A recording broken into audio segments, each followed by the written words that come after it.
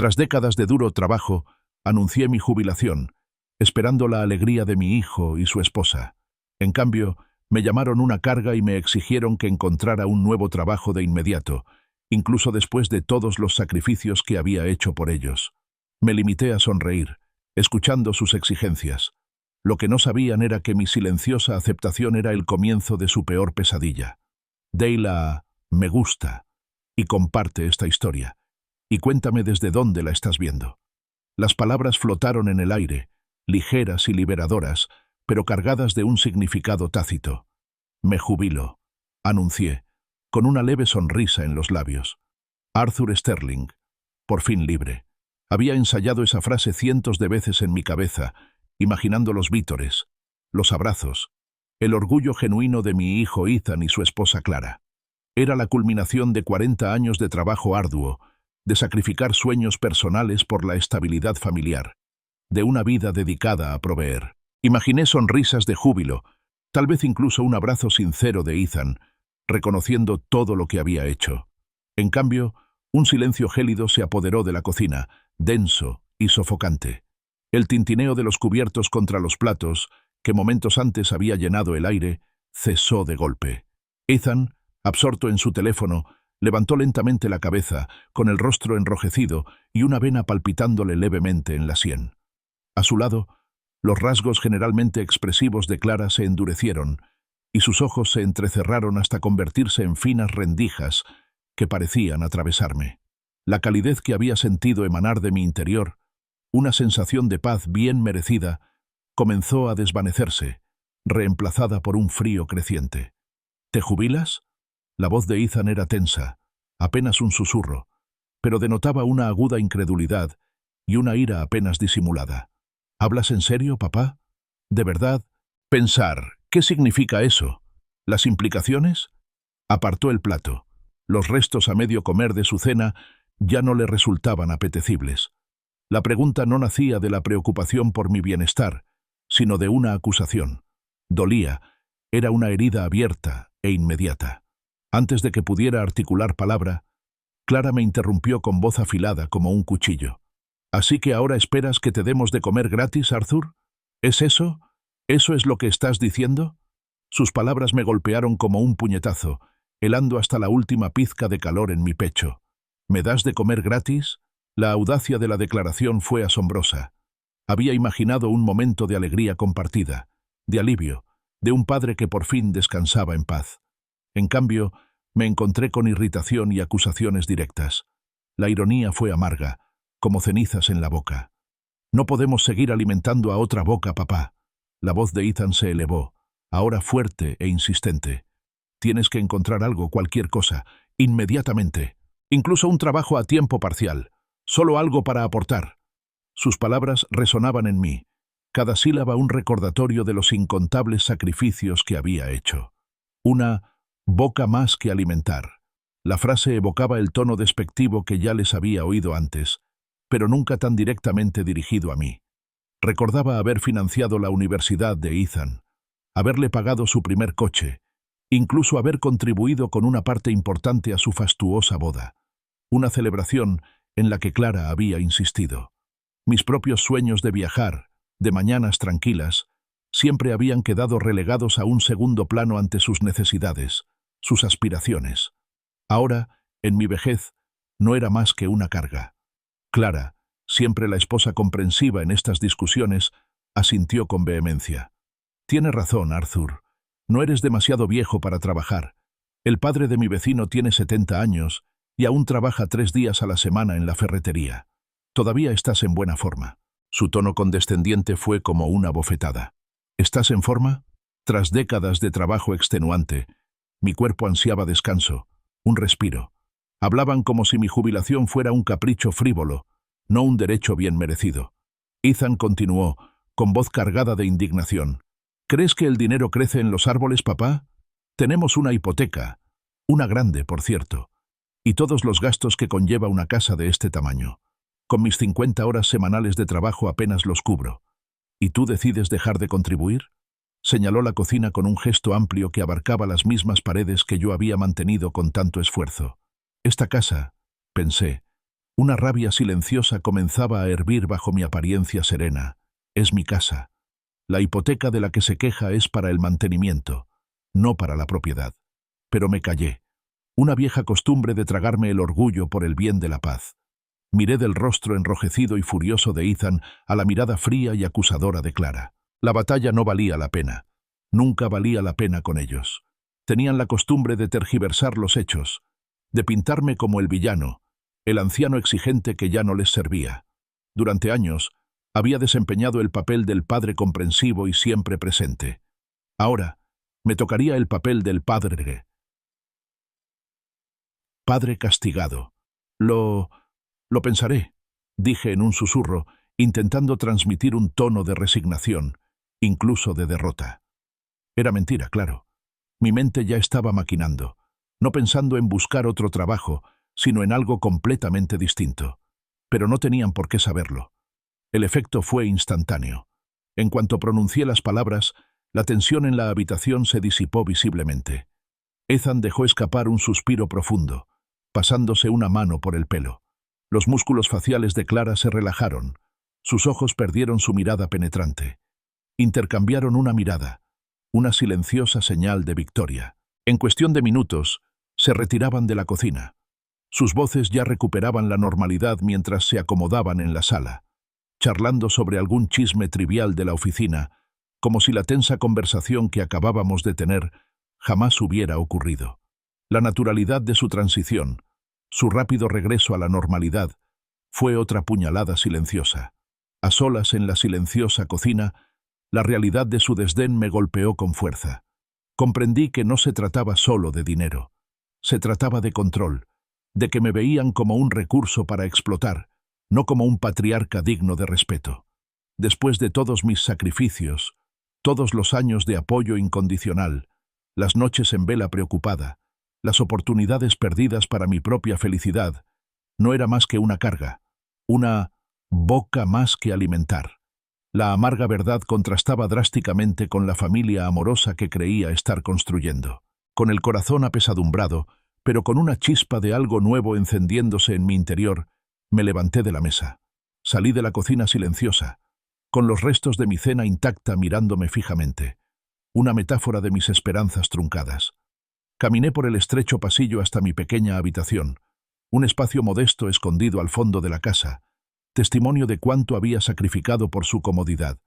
Cerré la puerta en silencio tras de mí, no solo aceptando pensarlo, sino resuelta a pensar, a planificar, a recuperar mi dignidad y quizás, mucho más. La estrecha cama de mi pequeña habitación ofrecía poco consuelo, reflejando la opresión en mi pecho. Una boca más que alimentar. Que me den de comer gratis. Esas etiquetas resonaban en mi mente como sal en una herida abierta. 40 años. 40 años de trabajo duro, a menudo haciendo horas extras, sacrificando vacaciones, dedicando hasta la última gota de mi energía para asegurar que mi familia, especialmente Ethan, tuviera todas las oportunidades que yo nunca tuve. Y ahora era una aprovechada. La injusticia me quemaba por dentro. Un murmullo de voces comenzó a filtrarse a través de la delgada pared que separaba mi habitación de la sala. Eran Ethan y Clara. Su conversación se volvía cada vez más fuerte, más atrevida, como si supieran que estaba escondida, convenientemente fuera de su alcance. O tal vez simplemente no les importaba. Contuve la respiración, aguzando el oído. Una curiosidad morbosa me impulsaba a escuchar. Simplemente no puedo creer que espere vivir de eso. Ya basta, gruñó Ethan con la voz cargada de indignación. 40 años de trabajo, dice. ¿De qué nos sirve eso ahora? La voz de Clara, más suave pero igualmente firme, resonó a continuación. Exacto. ¿Qué va a hacer? ¿Quedarse sentado en casa todo el día? ¿Ver la tele? No podemos permitirlo. No es justo para nosotros. Entonces llegaron las palabras que me helaron la sangre, más que el frío del invierno. Quizás deberíamos internarlo en una residencia, sugirió Ethan con un tono despreocupado, como si hablara del tiempo. Podríamos usar su pensión, la poca que tenga, para cubrir los gastos. Estaría bien atendido, y no tendríamos que lidiar con, ya sabes, una persona más. Una residencia de ancianos. Un estorbo. Las palabras resonaron en mi cabeza, cada una un golpe certero en el corazón. Mi hijo, mi propia sangre, hablaba de mi posible internamiento en una institución con la misma naturalidad con la que haría la lista de la compra. La idea de que considerara usar mi escasa pensión, fruto de toda una vida de trabajo, para pagar mi ingreso en una residencia, era una traición inimaginable. Apreté con fuerza la sábana gastada, con los nudillos blancos. Mi mente daba vueltas, un torrente de recuerdos me inundaba. Me vi a mí mismo, un hombre más joven, extendiendo con orgullo los abultados cheques para la matrícula universitaria de Ethan. Recordé la considerable suma que había aportado a su boda, un gesto de amor y apoyo, no un préstamo. Y luego estaba esa casa, las mismas paredes que los rodeaban. Era la casa, comprada y pagada hace años, estaba a mi nombre, aunque ellos la vivían como si fuera suya. Simplemente se habían hecho cargo de los servicios y los impuestos. Siempre la había imaginado como un hogar familiar, un lugar cálido y seguro, no una prisión, ni una carga. Probablemente ni siquiera entiende el costo de vida hoy en día, continuó Ethan, con una voz cargada de una condescendencia que me hizo hervir la sangre. Ha estado tan desconectado de la realidad durante tanto tiempo, trabajando en ese empleo fácil del gobierno. Estamos hablando de miles al mes, Clara, solo para gastos básicos. Clara intervino. Bueno, tenemos que ponerle precio a la cabeza. Necesita encontrar algo y pronto. Yo digo que le demos una semana. Si para entonces no ha encontrado nada, entonces empezaremos a considerar otras opciones. La idea de otras opciones flotaba en el aire, una velada amenaza de la residencia de ancianos. Entonces, llegó el sonido que selló mi decisión. Una risita compartida y baja. A caballo regalado no se le miran los dientes, ¿verdad? Se burló Ethan. Clara se unió, con una risa ligera y sarcástica. Fue un sonido que se grabó a fuego en mi memoria, un testimonio de su cruel indiferencia. No se trataba solo de una contribución económica. Se trataba de poder, de ignorar por completo mi existencia. Asimilé cada palabra despectiva, cada sugerencia cruel. La cruda realidad me golpeó. Mi hijo, el niño al que había criado, querido y por el que me había sacrificado, no me veía más que como un gasto innecesario, un obstáculo para su vida cómoda. La imagen de mis colegas, planeando con alegría cruceros y clubes de jardinería para su jubilación, pasó fugazmente ante mis ojos. A ellos los celebraban, los apreciaban. A mí me amenazaban con internarme en una residencia de ancianos por una cena de pastel de carne. El contraste era devastador. Una ira fría y calculadora comenzó a gestarse bajo las capas de dolor y conmoción. No era la furia impulsiva y desenfrenada de la juventud, sino un profundo resentimiento latente que se solidificaba en una resolución inquebrantable. Querían jugar conmigo. Querían tratarme como a un viejo indefenso, una carga senil de la que deshacerse. Muy bien. Ya era hora de que supieran quién era realmente Arthur Sterling.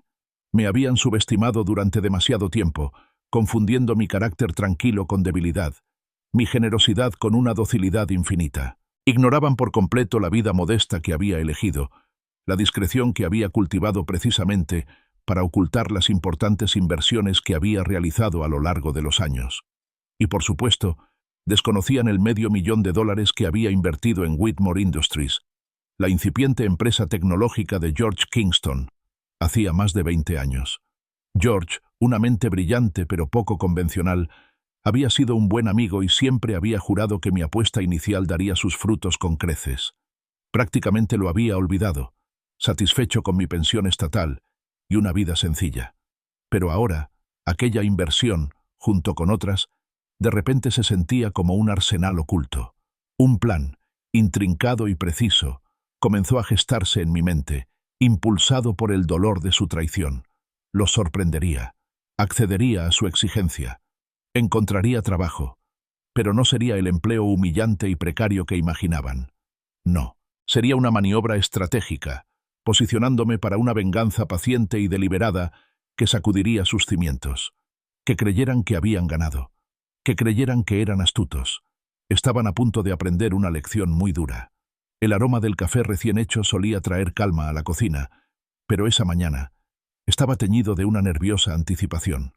Entré con una expresión de humildad cuidadosamente construida y encontré a Ethan y Clara ya sentados a la mesa, absortos en sus teléfonos. Levantaron la vista, con un destello de aprensión en los ojos, preparándose, sin duda, para la discusión que esperaban. «Buenos días», dije con voz firme y sorprendentemente ligera. Me serví una taza de café, saboreando su calor por un instante. Luego, volviéndome hacia ellos, continué. «He estado pensando mucho en lo que dijeron anoche, Ethan. Y tienes razón. Sus reacciones fueron inmediatas y dramáticas». Los dedos de Ethan se congelaron a medio deslizar por la pantalla de su teléfono. Clara, que estaba tomando sorbos de café, casi se atragantó. Sus rostros, que un instante antes reflejaban la expectativa de un conflicto, se transformaron en máscaras de pura perplejidad. Intercambiaron una mirada rápida y confusa, claramente sorprendidos por mi inesperada concesión. Mantuve la mirada amable, la voz libre de resentimiento, interpretando mi papel a la perfección. Ethan, siempre suspicaz, entrecerró los ojos. «¿Suspicaz sobre qué, papá? ¿De qué estás hablando?» «Tienes razón en cuanto a mi contribución», aclaré, mirándolo fijamente a los ojos. «No es justo que me quede de brazos cruzados esperando que tú te encargues de todo. Siempre he creído en el trabajo duro y aún me queda mucha vida por delante. Debo aportar mi granito de arena». Una lenta comprensión iluminó sus ojos, reemplazando la confusión con una mezcla de sorpresa y un incipiente triunfo. Ethan se recostó en su silla, una sonrisa de suficiencia comenzando a dibujarse en sus labios. «¿Así que hablan en serio? ¿No van a discutir esto?» Negué con la cabeza, con expresión seria. «No, hijo. Me has abierto los ojos. Me doy cuenta de que quizá he sido un poco miope». Ethan, ya completamente metido en su papel de magnánimo benefactor, se aclaró la garganta. «Bueno, eso es... Bueno, papá. De hecho, Clara y yo estuvimos hablando anoche sobre algunas opciones. Mi empresa, Whitmore Industries, siempre necesita personal. Necesitamos a alguien para mantenimiento general. Tareas de limpieza, ya sabes. Limpiar oficinas, vaciar papeleras. No es glamuroso, pero es un trabajo honrado». Una pequeña sonrisa, casi imperceptible, se dibujó en la comisura de mis labios. «Conserje». En Industrias Whitmore la ironía era deliciosa, un humor amargo que solo yo podía apreciar. Esto era mejor de lo que jamás hubiera imaginado. Reprimí las ganas de reír a carcajadas y, en cambio, mostré gratitud. «Eso suena perfecto, Ethan», dije con una voz de fingida sinceridad. «Estoy totalmente dispuesta a limpiar oficinas. Haré lo que haga falta. Solo quiero aportar mi granito de arena». Clara casi se queda boquiabierta. Claramente esperaba resistencia, discusiones interminables, tal vez incluso lágrimas. Su incredulidad se transformó rápidamente en una sonrisa de autosatisfacción. «Vaya, no lo creo. No pensé que aceptarías tan fácilmente, Arthur. Esto es... Bueno». Ethan, regodeándose en su supuesta victoria, continuó. «Mira, papá, no esperes mucho. Es el salario mínimo. Lo entiendes, ¿verdad? Como te dije anoche, a caballo regalado no se le miran los dientes». Pronunció la frase con un aire condescendiente, disfrutando claramente del golpe que creía que causaría. Me limité a asentir, con la mirada fija, aceptando tanto el trabajo como el insulto con una fingida elegancia que incluso a mí me sorprendió. «Lo entiendo perfectamente, Ethan. Cualquier contribución es mejor que ninguna, y agradezco la oportunidad más de lo que te imaginas». «De acuerdo», dijo Ethan con una sonrisa de satisfacción. Sacó su teléfono. «Llamaré a Leonard. Es el director ejecutivo, ¿sabes? Pero es buena gente. Le explicaré tu situación, le diré que buscas un nuevo comienzo y probablemente se apiadará de ti. Seguro que puede agilizar los trámites». Mi corazón dio un leve vuelco. Leonard. Se refería a George Kingston. El mismo George Kingston que había fundado Whitmore Industries con mi inversión inicial de $500,000. El mismo George Kingston que me llamaba Arthur, no Leonard. El director ejecutivo, en efecto. La ironía del desdén de Ethan, su suposición de que George sentiría lástima por mí, era casi insoportable. Era perfecto. Absolutamente perfecto. «Gracias, hijo», dije con la justa dosis de humilde gratitud en la voz. «Gracias a ambos por ayudarme a comprender mi situación. Lo aprecio mucho». Espero poder contribuir de forma significativa. Vi cómo Ethan marcaba el número de George en su teléfono, completamente ajeno a la intrincada red que estaba a punto de desentrañar. Mi mente ya iba a toda velocidad, trazando el rumbo de mi regreso a casa en Industrias Whitmore. Imaginé el rostro de George al recibir la llamada de Ethan, la perplejidad inicial, luego tal vez cierta diversión, y finalmente un brillo de complicidad en sus ojos. La verdad, celosamente guardada durante décadas, estaba a punto de salir a la luz. Habían intentado menospreciarme, hacerme sentir insignificante e inútil, pero estaban a punto de descubrir que Arthur Sterling era todo lo contrario. Mi paciente venganza acababa de encontrar el escenario perfecto. Amaneció el lunes, fresco y despejado, pero para mí presagiaba una deliciosa tormenta. Sentada a la mesa de la cocina, con una taza humeante de café en las manos, disfrutaba de la tranquila soledad. Junto a la puerta trasera, los nuevos productos de limpieza que Ethan me había comprado, un cubo, unas esponjas abrasivas, una botella de limpiador industrial, permanecían intactos, un silencioso testimonio del papel que estaba destinada a desempeñar. El reloj digital del microondas marcó las 8:15. Perfecto. Mi teléfono, que descansaba inocentemente sobre la mesa, vibró, sobresaltándome un poco. Era Ethan. Su identificador de llamadas parpadeaba con furia. Tomé un sorbo de café lento y pausado antes de contestar, dejando transcurrir el tiempo justo. «Papá, ¿dónde demonios estás?» La voz de Ethan resonó por el auricular, cargada de una potente mezcla de furia y pánico. «George te está esperando. Dice que es el nuevo conserje. Se suponía que debías estar aquí a las 8. Está haciendo preguntas». Fingí una tos desconcertada, adoptando un tono de preocupación confusa. «¿Ethan? ¿Qué pasa, hijo? ¿Me estabas esperando? Ay, Dios mío, se me olvidó. Ya sabes, mi memoria no es la que era. La edad, supongo. ¿Está todo bien?» Mi actuación fue digna de un Oscar, pensé para mis adentros. Un sutil guiño a las vulnerabilidades de la edad que enmascaraba mi astucia. «¿Olvidado? Papá, me hiciste quedar como un completo idiota». Su voz se elevó, una clara señal de su angustia. «Te recomendé. Le dije a George que eras de fiar, que necesitabas esto. Me acaba de llamar preguntando por qué no se presentó el nuevo limpiador. ¿Sabes lo vergonzoso que me siento?» Casi podía visualizar a George Kingston, mi viejo amigo y socio, sentado en su espaciosa oficina, con una sonrisa irónica en los labios. Sin duda se preguntaría por qué Ethan se tomaba tan a pecho la pronta llegada de un conserje anciano. George era un hombre de gran discreción e inteligencia aguda. No habría revelado nada, no sin mis instrucciones explícitas. Simplemente le habría seguido el juego, permitiendo que Ethan cavara su propia tumba. La idea me produjo una oleada de satisfacción. «Ay, Ethan, lo siento muchísimo», respondí con una mezcla perfecta de arrepentimiento y genuina confusión. De verdad creí que empezaba mañana. Mis disculpas. Un simple malentendido. Debe ser que la edad me está pasando factura. Ethan, sin embargo, estaba demasiado absorto en su propia humillación como para comprender del todo mi fingida disculpa. ¿Malentendido? Papá, George me preguntó por qué yo estaba involucrado personalmente en la contratación de un conserje. Tuve que explicarle que eras mi padre, que necesitabas trabajar después de jubilarte. Fue humillante. Sus palabras confirmaron mis sospechas. George, con su lealtad característica, había mantenido nuestra verdadera conexión en secreto. No le habría contado ni una palabra a Ethan sobre mi inversión, ni sobre mi relación con Whitmore Industries. Era un hombre que comprendía el valor de la confianza y la discreción. Todo estaba listo, mejor de lo que yo hubiera podido imaginar. «Bueno, entonces puedo venir esta tarde», ofrecí, con un tono de ánimo servicial. «Puedo recuperar el tiempo perdido. Quizás podría hacer un turno doble». «No», gritó Ethan casi. «De ninguna manera. Estarás allí a las 7:45 en punto, mañana por la mañana. Ni a las 8, ni a las 8:30, a las 7:45. ¿Entiendes, papá? O si no...» Él, o si no, quedó suspendido en el aire. Una amenaza familiar de internamiento. Un recordatorio de su poder sobre mí. «Entendido, hijo», dije con voz suave.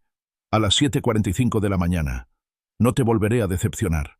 Colgué el teléfono con una sonrisa lenta y triunfante. La primera fase estaba completa y había funcionado a la perfección. La frustración y el pánico en la voz de Ethan eran como música celestial. Creían tener el control, manipulando mis hilos, pero no eran más que un componente que yo había creado hacía mucho tiempo. Aparté la taza de café y me levanté de la mesa, no para buscar los productos de limpieza, sino para dirigirme a mi pequeño escritorio en la esquina de mi habitación. Esta sorpresa no había sido una inspiración repentina. Llevaba gestándose más de 2 meses, desde que me topé con los documentos de trabajo de Clara. Clara, con su habitual descuido, había dejado una pila de papeles sobre la encimera de la cocina hacía unos meses, supuestamente para revisarlos para su trabajo en Henderson & Associates.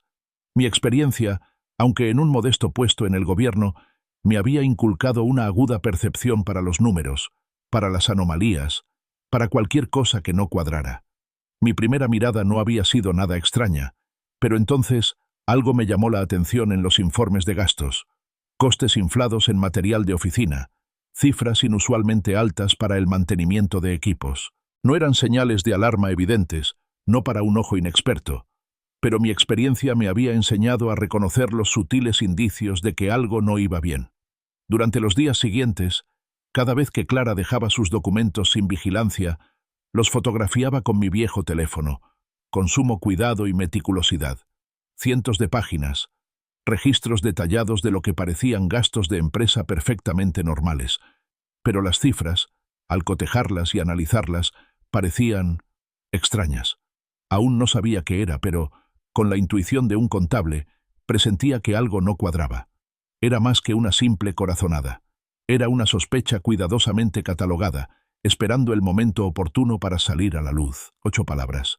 Si esta historia te está resultando tan apasionante como a mí, no olvides darle a me gusta, compartirla y suscribirte para no perderte el próximo giro argumental. Las pruebas fotográficas que había recopilado meticulosamente de los documentos desatendidos de Clara eran solo el primer paso. Para comprender realmente la magnitud de su engaño, necesitaba la opinión de un experto. Recordé a Samuel Davis, un viejo conocido de mis inicios laborales, ahora un perito contable muy respetado. Era un hombre de intachable discreción y aguda inteligencia, perfecto para la tarea. 2 semanas antes, había llamado discretamente a Samuel para explicarle mi necesidad de una revisión confidencial, sin preguntas, de los informes de gastos de una empresa en particular, Henderson & Associates. Le proporcioné los archivos fotográficos y le pedí que los comparara con los registros oficiales, si podía acceder a ellos sin levantar sospechas. 3 días después, Samuel me devolvió la llamada. Su voz era seria, pero profesional. Había obtenido discretamente los informes de gastos legítimos de Henderson & Associates, y sus conclusiones eran condenatorias. Clara, mi nuera, efectivamente había estado inflando sistemáticamente los costos y malversando fondos. No se trataba de simples errores. Era un plan bien orquestado. Su método era sencillo, pero eficaz. Tomaba gastos legítimos de oficina, por ejemplo, una factura de tinta para impresora por valor de $307, y alteraba sutilmente la cifra para que dijera $847. La diferencia, aunque aparentemente pequeña, se acumulaba con el tiempo. Más audaces aún eran los proveedores ficticios que había creado, con facturas falsas por servicios nunca prestados y equipos nunca comprados. La auditoría de Samuel estimó que había desviado aproximadamente $18,000 solo en el último año. $18,000. Una suma considerable, construida sobre una base de mentiras y documentos falsificados. Ahora, sentado frente a mi ordenador, con la pantalla bañada por una luz azul fría, me quedé mirando las 2 carpetas abiertas. Una contenía los documentos falsificados de Clara, meticulosamente fotografiados y organizados. La otra, los registros autenticados de Samuel, con desgloses detallados y referencias cruzadas. El contraste era evidente, las discrepancias innegables. Cada número resaltado, cada factura alterada, constituía una prueba irrefutable de su robo sistemático y criminal. No se trataba de un simple descuido, era una operación calculada que se había prolongado durante meses. Mis dedos, sorprendentemente firmes, comenzaron a teclear. El destinatario era el señor Henderson, jefe de Clara, a su correo electrónico profesional.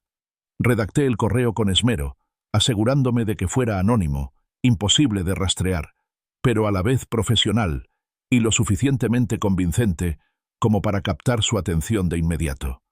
«Estimado señor Henderson», escribí, «le escribo de forma anónima para alertarle sobre lo que parecen ser graves irregularidades financieras en los informes de gastos de su empresa. En concreto, he descubierto indicios de malversación por parte de una empleada, Clara Sterling, mediante la falsificación de informes de gastos». Me detuve, releyendo las palabras, asegurándome de que tuvieran la gravedad justa sin revelar mi verdadera identidad. Luego llegaron los archivos adjuntos. Hice clic metódicamente, seleccionando cada prueba incriminatoria. Comparaciones lado a lado de los informes falsificados de Clara junto a los registros auténticos de Samuel. Recibos originales de proveedores contrastando con las versiones alteradas que Clara había presentado. Las fotografías que había tomado de sus documentos físicos antes de que fueran destruidos y una cronología detallada del robo que Samuel había compilado. En total había 28 archivos adjuntos, cada uno un clavo más en el ataúd profesional de Clara. Mi dedo se cernía sobre el botón de enviar, un momento de profunda trascendencia. Sabía con absoluta certeza que ese simple clic destruiría la carrera de Clara, haciendo añicos la imagen de competencia profesional que había construido con tanto esmero. Podría, fácilmente, acarrearle cargos penales, una mancha imborrable en su expediente, una vida truncada, todo en una sola acción irreversible. Entonces, lo recordé. Recordé la risa cruel de Clara filtrándose a través de la fina pared, su conformidad con la sugerencia de Ethan de una residencia de ancianos. Recordé el frío desprecio en sus ojos cuando habló de mí como una boca más que alimentar. Recordé el aguijón de «a caballo regalado no se le miran los dientes», pronunciado con tanto desdén. El breve destello de vacilación se desvaneció, reemplazado por una férrea determinación. Habían planeado mi exilio, mi humillación. Esto no era más que una respuesta proporcional. Respiré hondo y pulsé enviar. El correo electrónico, un silencioso presagio de fatalidad, con sus 28 archivos adjuntos irrefutables, desapareció en el éter digital, desplazándose a toda velocidad hacia la bandeja de entrada del señor Henderson. En cuestión de horas, el mundo de Clara comenzaría a desmoronarse. Su fachada cuidadosamente construida, su trabajo seguro, su reputación misma, se harían añicos por un camino que jamás habría imaginado, ni en sus peores pesadillas. Sería un golpe inesperado, una consecuencia que, sin saberlo, había provocado.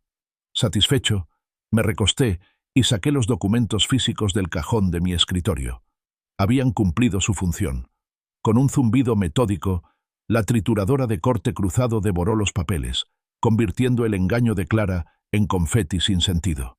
La evidencia física había desaparecido, pero el rastro digital, la prueba, estaba ahora en manos del hombre que más necesitaba verla. Me acomodé, con una sombría satisfacción, y esperé a que se desarrollaran las inevitables consecuencias. El suave murmullo de la casa se rompió a las 6:43 p.m. en punto. La puerta principal no solo se abrió, se cerró de golpe con tal violencia que hizo temblar los cuadros enmarcados en la pared del pasillo. Clara entró tambaleándose en la sala, una sombra de su habitual compostura. Tenía el cabello revuelto, el rímel corrido bajo los ojos inyectados en sangre, y las manos le temblaban sin control. Parecía como si hubiera visto un fantasma, o tal vez estuviera a punto de convertirse en uno. Yo, convenientemente, estaba sentada en el sillón, absorta en un libro, proyectando una imagen de calma y tranquilidad propia de una anciana. Bajé lentamente la novela, y una expresión de leve sorpresa se transformó en una preocupación que parecía genuina. «¿Clara? Querida, ¿qué te ha pasado? Tienes un aspecto terrible. ¿Estás bien?» Se desplomó en el sofá, un sollozo entrecortado le escapó de la garganta. «Ay, Arthur, es horrible, es absolutamente horrible». Su voz, quebrada por las lágrimas, apenas era coherente. Me van a despedir. Alguien le envió al señor Henderson todos estos registros financieros detallados, acusándome de robo». Abrí los ojos con fingida sorpresa, pero mi corazón latía con una silenciosa y triunfante satisfacción. ¿Robar? Clara, eso es absurdo. ¿Qué querrán decir? ¿Quién haría algo así? Por dentro, Repasaba meticulosamente cada detalle de su confesión, comparándolo con la cronología que había construido. Todo se desarrollaba exactamente como lo había planeado. Asintió frenéticamente, incapaz de sostenerme la mirada. Se refieren a... todo. Informes de gastos inflados, facturas falsas, compras personales con la tarjeta de la empresa. Está todo ahí, hasta el último detalle. Su voz se convirtió en un susurro entrecortado. Las pruebas son tan exhaustivas, Arthur. Es como si alguien me hubiera estado vigilando, documentándolo todo durante meses. Solté un suspiro de compasión y negué lentamente con la cabeza. ¡Qué horror! ¡Qué maldad! ¿Ya se lo has contado a Ethan?, pregunté, consciente del golpe devastador que esto supondría para su frágil ego, sobre todo después del estrés que le había causado mi falta al trabajo y sus grandes esfuerzos por conseguirme un puesto de conserje. «No», gimió, ocultando el rostro entre las manos. «No puedo. Todavía no. Se pondrá destrozado. Sobre todo después de toda la preocupación que ha tenido por ti y por conseguirte ese trabajo. Ya está muy estresado. Si pierdo mi trabajo, Arthur, lo perderemos todo. La casa, nuestros ahorros, y si hay cargos criminales». Su voz se apagó, perdida en una nueva oleada de sollozos. Me levanté del sillón y caminé lentamente hacia el sofá. Me senté a su lado y le di una suave palmadita en el hombro tembloroso. La ironía de que buscara consuelo en mí, la artífice de su caída, era casi insoportable. «Tranquila, Clara», murmuré, con voz suave como un bálsamo. «No nos precipitemos. La familia se apoya, ¿verdad? Encontraremos la solución, sea lo que sea». Las palabras me supieron a ceniza, pero a la vez me resultaron dulces. Se apartó un poco, con los ojos muy abiertos y presa del pánico. «Me han suspendido, Arthur, en espera de una investigación exhaustiva. El señor Henderson dijo que mañana a primera hora vendrán auditores externos. Van a revisarlo todo minuciosamente». «¿Suspendido?», fruncí el ceño, con el ceño fruncido por la preocupación. «¿No se puede resolver esto discretamente? ¿Un malentendido, tal vez? ¿Un simple error contable?», sugerí, sabiendo ya la respuesta. Clara negó con la cabeza vehementemente. «No, los documentos son irrefutables, Arthur, tan precisos. No es un error. Alguien quería destruirme y usó información que solo alguien íntimamente familiarizado con mi departamento podría conocer. Está todo ahí, cada una de las entradas fraudulentas. Y está todo dispuesto de una forma imposible de negar». Hizo una pausa, mirando nerviosamente hacia la ventana. «Ni siquiera sé quién podría odiarme lo suficiente como para hacerme esto». En ese preciso instante, el familiar rugido del coche de Ethan entrando en el camino de acceso rompió el silencio cargado de desesperación. El sonido pareció despertar a Clara de nuevo en un estado de pánico más inmediato. Giró la cabeza bruscamente hacia mí, con la mirada suplicante. «Arthur, por favor», susurró con urgencia, con la voz ronca, «no le digas nada a Ethan. Déjame decírselo yo misma. Se pondrá destrozado. Necesito decírselo con delicadeza. Solo dame un momento para recomponerme, por favor». Asentí con simpatía, fingiendo comprensión. «Por supuesto, Clara. Lo que necesites, somos familia. Somos...». El acto final de la noche estaba a punto de comenzar, y yo tenía un asiento en primera fila. La idea me produjo una sombría satisfacción. La puerta principal se abrió de golpe, y Ethan entró furioso, con el rostro desencajado por la ira.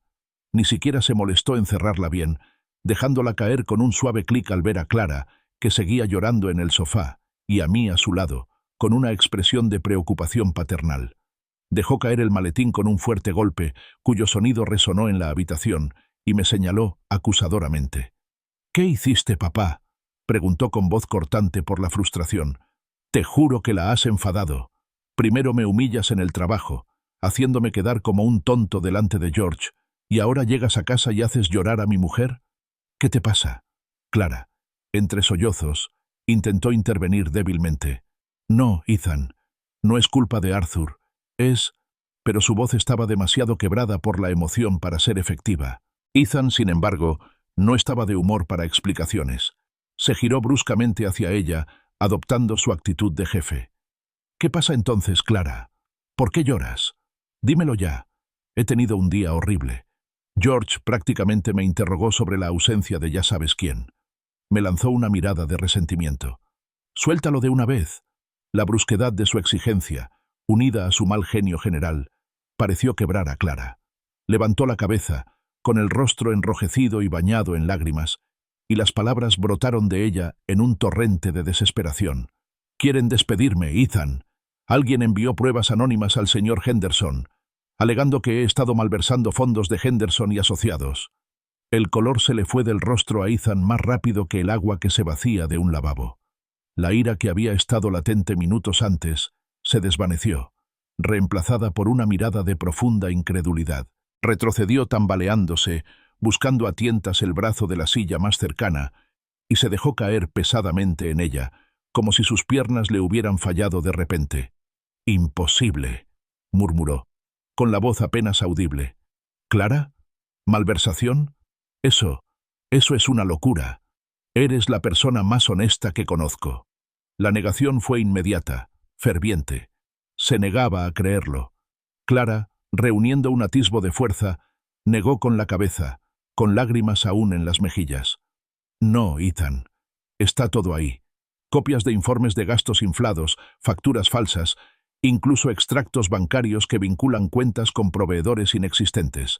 Está perfectamente documentado. Me suspendieron. Mañana vienen auditores externos a revisarlo todo».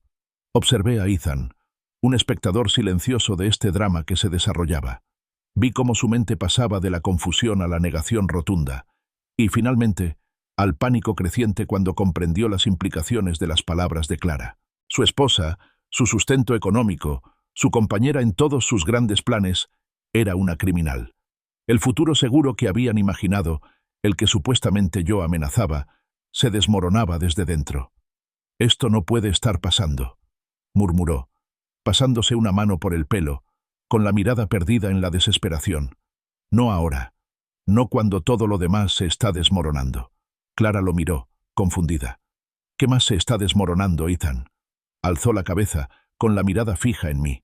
«Él», escupió, con amargura. «Todo este lío con papá, haciéndome quedar como un completo idiota en el trabajo, poniendo en peligro mi relación con George. Y ahora esto, contigo. Es demasiado». Claramente me veía como el detonante de todas sus desgracias, el presagio de su inminente perdición. De repente, una nueva oleada de ira pareció invadirlo, un intento desesperado por recuperar el control en un mundo que se le escapaba de las manos. Se puso de pie de un salto, señalándome acusadoramente con el dedo. «Pero tú, papá, mañana vas a Industrias Whitmore y vas a estar allí a las 7:45 y no habrá trucos, ni excusas, ni tonterías de la vejez. ¿Me oyes?» Su voz se quebraba, revelando la desesperación bajo la rabia. «Te llevo yo mismo si hace falta. No vas a causar más problemas en mi vida ni en mi matrimonio». Sostuve su mirada furiosa con una expresión tranquila, casi serena. «No te preocupes, hijo», dije con voz baja y firme. «Mañana todo será diferente». La silenciosa certeza de mi tono pareció desconcertarlo. Un destello de algo indescifrable cruzó sus ojos antes de que volvieran a endurecerse. «Más te vale», gruñó Ethan, con la voz cargada de una mezcla de amenaza y agotamiento. «Porque si vuelves a avergonzarme, si me causas más problemas, te juro que cumpliré todo lo que te dije. Residencia de ancianos. Cobraré tu pensión. No me tientes, papá». Asentí solemnemente, con el rostro cuidadosamente inexpresivo, pero en mi interior una pequeña sonrisa triunfante comenzó a dibujarse. No tenía ni idea de lo radicalmente diferente que sería el día siguiente de todo lo que pudiera imaginar. Creía que me estaba amenazando. En realidad, me estaba entregando al escenario de su humillación final y definitiva. Llegó la mañana, trayendo consigo una tensión palpable. Ethan, con el rostro adusto y visiblemente desvelado, engulló su café en silencio mientras yo, con calma, me ponía el uniforme de conserje que me había proporcionado. Un mono sencillo y funcional. Era áspero, me quedaba mal, y cumplía a la perfección su función como símbolo de mi fingida sumisión. El trayecto hasta Industrias Whitmore fue, como era de esperar, tenso. Ethan, aún furioso por las revelaciones de la noche anterior sobre Clara y mi ausencia, me lanzó una retahíla de advertencias finales.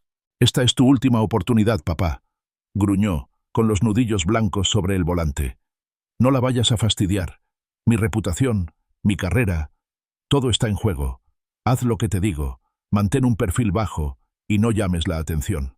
Mantuve mi actitud sumisa y anciana, asintiendo de vez en cuando y ofreciendo un conciliador, sí, hijo, o entiendo, Ethan. Sin embargo, por dentro me divertía mucho su sermón. De verdad creía tenerlo todo bajo control, que era el amo benevolente y yo, el sirviente agradecido. Recuerda, ahora mando yo, reiteró con voz cargada de engreimiento. Vives bajo mi techo, trabajas en mi empresa, se acabaron los juegos, papá. Miré por la ventana, observando el paisaje urbano familiar pasar ante mis ojos, con una leve sonrisa en los labios. No te preocupes, hijo, pipis, hijo, respondí con voz tranquila, pero con un sutil dejo de misteriosa confianza que, por un instante, pareció captar su atención. Hoy todo será diferente. Entramos en el aparcamiento de Whitmore Industries, un imponente edificio de cristal y acero que representaba décadas de innovación y éxito. Un edificio que yo había ayudado a construir a George Kingston, tanto figurativa como literalmente, 25 años atrás. Ethan, ajeno al significado profundo, hinchó el pecho. ¿Ves eso, papá? Una empresa multimillonaria. Y soy un alto directivo aquí. Impresionante, ¿eh? Seguía presumiendo, completamente inconsciente de que estaba a punto de caer en su propia Waterloo. Dentro del elegante y moderno vestíbulo, Ethan me condujo a un pequeño armario. Sacó una fregona, un cubo y un paquete de trapos de limpieza. «Toma», dijo, entregándome la fregona con aire de superioridad. «Empieza por el vestíbulo principal e intenta parecer auténtico para George, ¿de acuerdo? No hagas que parezca que te he metido aquí a la fuerza». Justo cuando tomé la fregona, cuyo mango frío contrastaba fuertemente con la sed de venganza que me consumía, una figura familiar emergió de una oficina cercana. Era George Kingston, alto y distinguido, cuyos ojos escudriñaban el vestíbulo con su habitual mirada penetrante. Nos vio y comenzó a acercarse, con una expresión educada, aunque curiosa, en el rostro. Ethan, siempre orgulloso, sonrió radiante. «Ah, George, justo a quien quería ver. Traje a mi padre como prometí, Arthur Sterling. Te presento a George Kingston, el director ejecutivo de esta increíble empresa. Y George, este es mi padre, Arthur, nuestro nuevo conserje». Las palabras «mi padre, el conserje» flotaron en el aire, destilando una condescendencia apenas disimulada. El rostro de George, generalmente tan sereno, sufrió una transformación asombrosa. Primero, un fugaz destello de reconocimiento al cruzarse nuestras miradas. Luego incredulidad, seguido rápidamente por un ceño fruncido que se convirtió en una expresión de furia fría e implacable. Su mirada se desvió de mí a Ethan, y luego de vuelta a mí, deteniéndose de nuevo en la fregona que tenía en la mano. «Ethan», dijo George con voz baja y amenazante, ¿tienes idea de lo que acabas de hacer?» Ethan, aún ensimismado, soltó una risita nerviosa. «¿Qué quieres decir, George? Acabo de presentarte a mi padre. Está aquí para empezar a trabajar, tal como habíamos hablado». George se acercó, con la mirada llameante. «Tu papá, como le dices, no es un simple conserje. Arthur Sterling», anunció con voz autoritaria, «posee el 37% de las acciones de Whitmore Industries. En esencia, es el verdadero fundador de la empresa. Su inversión inicial fue la que construyó este imperio, Ethan. Sin Arthur, no existiría Whitmore Industries. Sin Arthur, no habría trabajo para ti. Tú». El color se le fue del rostro a Ethan, dejándolo ceniciento. Se le desencajó la mandíbula y sus ojos se abrieron desmesuradamente ante una horrible comprensión. Miró de George, cuya expresión era ahora de absoluto asco, a mí, con la fregona aún en la mano. Su mundo, que creía tener tan firmemente bajo control, se desmoronaba a su alrededor de forma espectacular.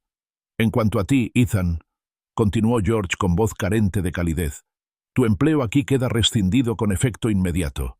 No toleraré semejante falta de respeto hacia el hombre que hizo posible todo esto, y mucho menos el desprecio que has demostrado por su contribución». Ethan se tambaleaba, su mundo sumido en el caos. Fue entonces cuando, con calma, Dejé la fregona sobre el suelo, dejando que resonara suavemente. Me irguí lentamente, dejando atrás la sumisión que también me había servido. El humilde conserje había desaparecido. Arthur Sterling, el fundador, el inversor, el padre, estaba ante ellos. «George», dije con voz firme y segura, sin apartar la mirada del rostro destrozado de Ethan. «Creo que necesitamos hablar en privado en tu oficina». No era una petición, era una orden. En la espaciosa oficina de George, adornada con fotografías enmarcadas de George y yo juntos de los inicios de la empresa, mi fortuna oculta y décadas de apoyo financiero silencioso a Ethan quedaron al descubierto.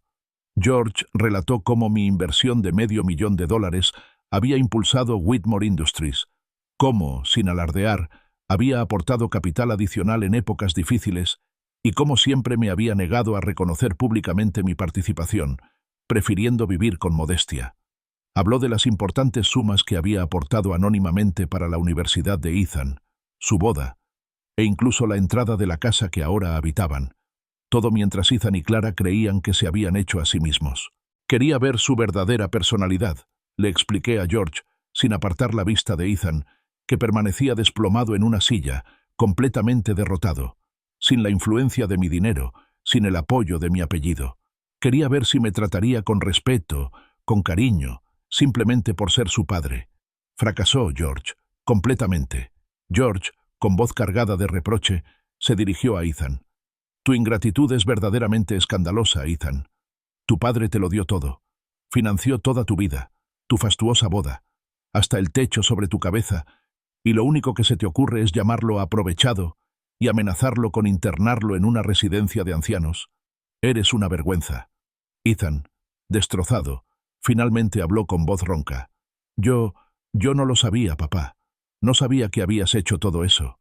«El respeto básico no necesita un balance financiero para demostrarse», repliqué, interrumpiendo con mi voz su débil excusa. «Es innato, y es algo que claramente te falta».